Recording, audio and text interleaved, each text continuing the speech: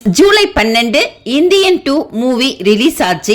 Release ஆன டேட்ல இருந்து ஒவ்வொரு நாளும் பாக்ஸ் ஆஃபீஸ் கலெக்ஷன் எவ்வளவு கலெக்ட் ஆயிருக்கு அப்படின்றத பார்த்துக்கிட்டு வரோம். இருப்பினும் நஷ்டமா லாபமான்றதை பற்றி தெளிவாக இணைய வீடியோவில் பார்க்க போகிறோம். இந்தியன் 2 படம் நஷ்டம் இல்லை லாபமா, உண்மையை உடைத்து கூறிய பிரபலம் என்னன்னு பார்க்கலாம் வாங்க.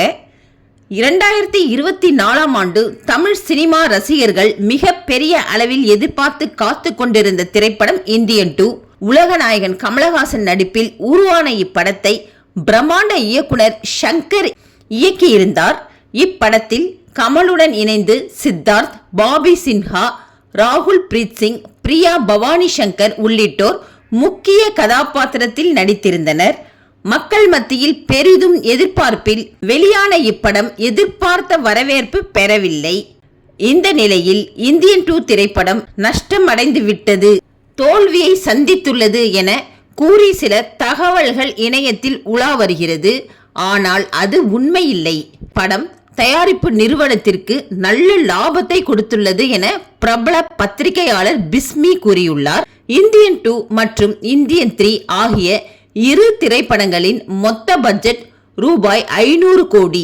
இதில் ஒரு பாகத்திற்கு ரூபாய் 250 செலவு என வைத்துக் கொள்ளலாம்.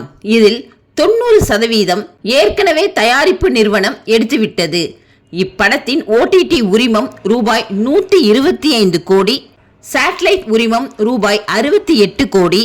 இதன் மூலம் கிட்டத்தட்ட ரூபாய் 200 கோடி வரை போட்ட காசை எடுத்துவிட்டார்கள். இதன் பின் தயாரிப்பு நிறுவனத்திற்கு இந்தியன் 2 படத்தின் மூலம் வரவேண்டிய தொகை ரூபாய் 50 கோடி மட்டுமே தான்.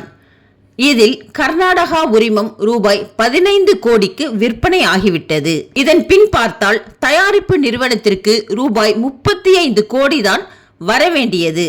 இதில் தமிழ்நாடு உரிமம், கேரளா உரிமம், ஆந்திரா உரிமம், இந்தி டப்பிங் உரிமம், வெளிநாட்டு உரிமம் மற்றும் ஆடியோ உரிமம் என பல இருக்கிறது.